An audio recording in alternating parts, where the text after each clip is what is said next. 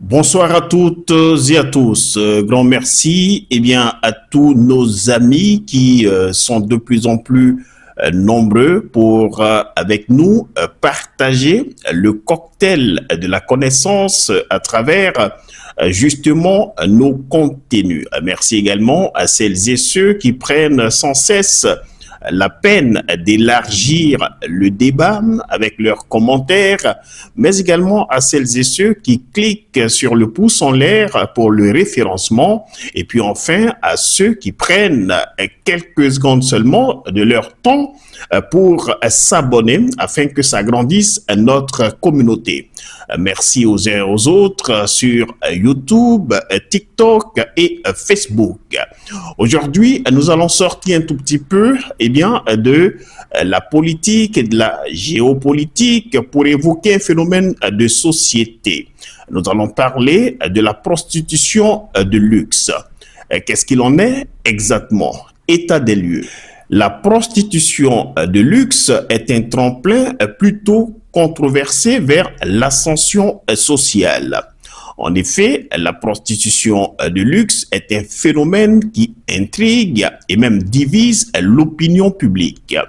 À l'opposé de la prostitution de rue, souvent d'ailleurs marginalisée, la prostitution de luxe implique des personnes, c'est-à-dire des hommes et des femmes qui offrent des services à une clientèle plutôt fortunée et même influente. En effet, ce phénomène est souvent perçu comme un raccourci vers l'ascension sociale où le corps devient très vite un instrument d'émancipation financière et même de promotion sociale. Mais alors, quelles sont les réalités cachées derrière cette apparente réussite? Peut-on réellement parler d'une ascension ou plutôt d'un piège déguisé en opportunité? On en parle. Alors, dans l'imaginaire collectif, la prostitution de luxe est souvent associée au glamour, au voyage vers des destinations exotiques, aux vêtements de créateurs, aux voitures de marque, à des positions de sécurité au sein des entreprises et même à une vie de faste. Des escortes de haut niveau, appelées parfois courtisanes modernes, fréquentent des hommes et des femmes de pouvoir comme instrument d'ailleurs de plaisir charnel, hétérosexuel, homosexuel, bisexuel et même dans des cas plutôt extrêmes comme instrument de plaisir charnel, sadomasochiste, zoophile ou même des toilettes humaines de type scatologique. Alors, la zoophilie, pour ceux qui ne le savent pas, est le fait d'avoir des rapports sexuels d'un être humain avec un animal, et quant à la scatologie, elle est le fait pour un être humain de prendre plaisir en déversant ses excréments sur le corps ou même dans la bouche d'un être humain. Vous avez certainement entendu parler du fameux scandale du Dubaï porte-à-porte. Un scandale qui a mis en lumière la réalité de certaines influenceuses communément appelées femmes battantes et qui pourtant n'étaient que des toilettes humaines pour des pervers milliardaires. Alors, les prostituées de luxe, disons-le, sont donc des instruments de plaisir sexuel entre les mains d'hommes et de femmes de pouvoir, notamment des politiciens, des hommes et des femmes d'affaires influents, des célébrités de tous bords, etc. Alors, certains témoignages, d'ailleurs, indiquent que ces relations permettent d'accéder à des cercles élitistes et souvent des postes qui resteraient autrement inaccessibles.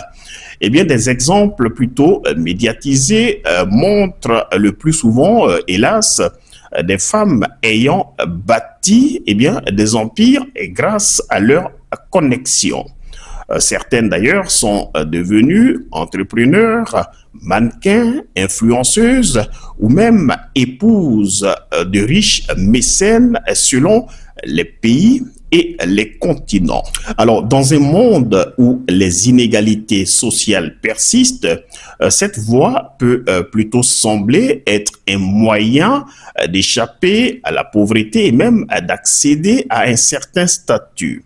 Dans certains cas, d'ailleurs, eh bien, les prostituées de luxe servent à certaines personnes plutôt puissantes pour déstabiliser leurs adversaires ou même simplement les neutraliser définitivement. Si ce n'est pour blanchir de l'argent ou même pour des trafics illicites de toutes sortes. Alors, ces prostituées de luxe ayant d'ailleurs l'assurance que rien ne pourrait, absolument rien ne pourrait leur arriver compte tenu de la position sociale de leur maître et qui leur garantit tout à la fois une protection totale et même une impunité à toute épreuve tant que l'individu, c'est-à-dire le ou la prostituée, se soumet corps, âme et esprit, les yeux fermés et la bouche cousue sur les dessous des cartes. Eh bien, si certains hommes et certaines femmes parviennent tant bien que mal à se hisser au sommet, eh bien, grâce à cette prostitution de luxe, beaucoup d'autres, malheureusement, se retrouvent piégés dans un cercle, eh bien, plutôt difficile à briser. Car derrière le luxe, en effet, se cache trop souvent une réalité plutôt sombre. D'abord, la dépendance financière et psychologique. En effet, les relations de pouvoir sont inégalitaires. Les femmes et les hommes qui paient pour ces services exercent de fait trop souvent un contrôle direct ou même indirect, c'est selon, eh bien, limitant du coup l'autonomie de leur sujet. Il y a également la stigmatisation sociale. Car contrairement au success story mis en avant, eh bien la majorité des femmes engagées dans cette voie souffrent eh bien d'une double vie plutôt pesante et même d'un rejet social. Même si hypocritement elles ou ils, c'est le cas de le dire, font l'objet d'admiration de la part de celles et ceux qui les approchent pour bénéficier de leur largesse. La reconversion vers des carrières traditionnelles est difficile en raison eh bien, des jugements moraux et même de l'absence d'une véritable formation qui pourrait garantir un parcours professionnel adéquat. Et derrière la façade de luxe, certains réseaux organisés profitent de ces femmes et de ces hommes, transformant la prostitution de luxe en une forme plus insidieuse de traite humaine. La société moderne, quant à elle, basée sur le capitalisme, valorise la réussite rapide et même l'argent, ce qui alimente l'idée selon laquelle certains hommes et certaines femmes peuvent utiliser leur corps pour gravir les échelons. Cette perception est d'ailleurs alimentée par les médias, les réseaux sociaux et même l'industrie du divertissement, où des influenceuses affichent un mode de vie somptueux sans toutefois révéler l'origine de leurs revenus. Cependant, cette stratégie d'ascension demeure à la fois fragile et même limitée. Contrairement aux métiers basés sur eh bien, des compétences, elle ne garantit pas un statut permanent et dépend d'ailleurs d'un capital plutôt éphémère, notamment la jeunesse et l'apparence à long terme. Les prostituées de luxe sont d'ailleurs obligées d'avoir recours à la chirurgie esthétique pour avoir à la fois des fesses, des seins, des lèvres, un nez conforme aux désirs et aux fantasmes de leurs prédateurs. La prostitution de luxe est donc un phénomène complexe, comme vous le voyez, un phénomène oscillant entre opportunités et pièges. Et si certaines parviennent, tant bien que mal, à en tirer profit et atteindre ascension sociale fulgurante, d'autres restent tout de même enfermés dans une spirale dont il est plutôt difficile de sortir. L'illusion du pouvoir par le sexe cache souvent des mécanismes de domination.